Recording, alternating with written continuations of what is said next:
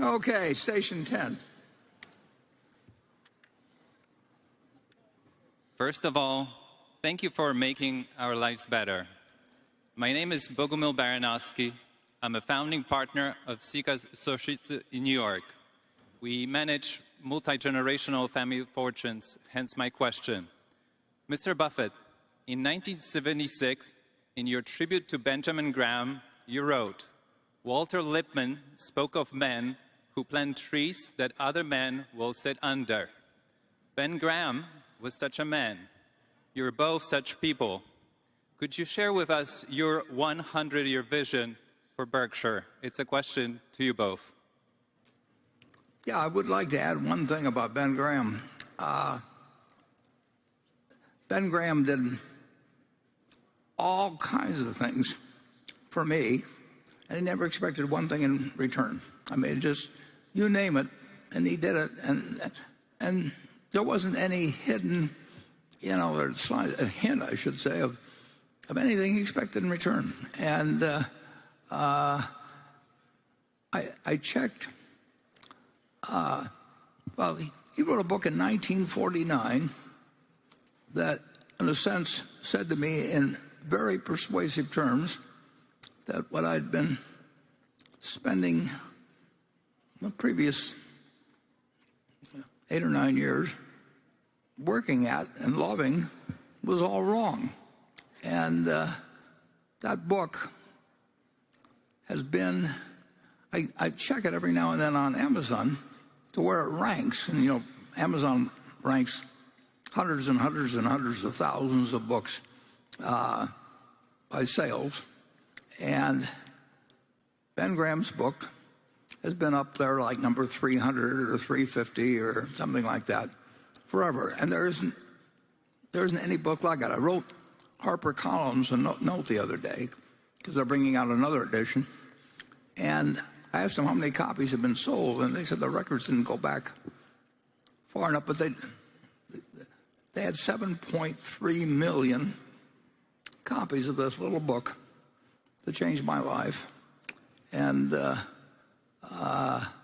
continues to outsell every investment book. Investment books come along, and they're number 400 or 1,000 or something for a while, and then all of a sudden they're numbered 25,000 or 200,000.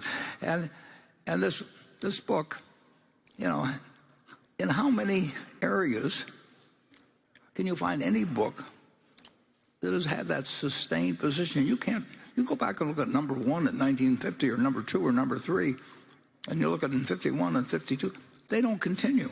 I mean, they just don't continue. Cookbooks, maybe 1 or 2 of them last for a while, but there is nothing. And this book lives on, and everybody keeps bringing out new books and saying a lot of other things, but they aren't saying anything that's as important as what he said in 1949 in this relatively thin little book. So, our vision for Berkshire is exactly what we said today. We want it to be a company that is owned by its shareholders and behaves in a way that society is happy that it exists and not unhappy. And we will have unlimited capital. We'll get lots of talent. And we've got a base that can't be beat. And there's no reason why it can't be perpetuated, just like Ben's book, and maybe be an example to other people. And if so, we'll be very happy. Charlie? Yeah, one of the really interesting things about Ben Graham, he was a really gifted teacher, a very honorable profession. And that is what has lasted. However, an interesting fact that he was sheepish about in his old age was that more than half of all the investment return that Ben Graham made in his whole life came from one stock, one growth stock, Geico, Berkshire's subsidiary. And at the time he operated, there were a lot of sort of lousy companies that were too cheap, and you could make a little money floating from one to another. but the big money he made was one growth stock. Buying one undervalued great company is a very good thing, as Berkshire has found out again and again and again. And Ben wrote a postscript to the 49 edition pointing out exactly that fact and acknowledging it, but also took some good lessons from it. You know, he said that's the way life is, that you prepare and you don't lose everything along the way, and then something comes along. And Geico came along because a banker in Fort Worth that had financed Leo Davidson, and I think the banker got 3/4 of it, and I don't mean Leo Davidson, Leo Goodwin, who founded Geico, then called Government Employees Insurance Company, and you can figure out the acronym. And the deal almost fell apart. The deal was, as I remember, for maybe $1.5 million or something like $1.25 million. And it almost fell apart because of a difference of $25,000 in the net worth delivered. This is a business that's, worth tens of billions. I mean, but he pointed out the irony in that too. I mean, he was honest about. He was totally intellectually honest about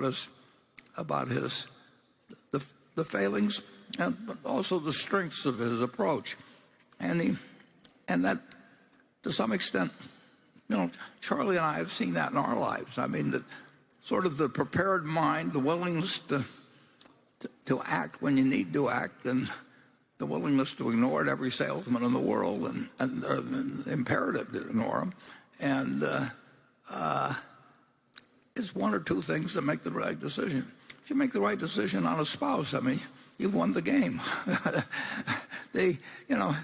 And here's enormous important decision, and you got all the time. I mean, in the world, you got more time now than you used to have when I was a kid to make that decision, and I don't know whether a third or whatever percentage below that one.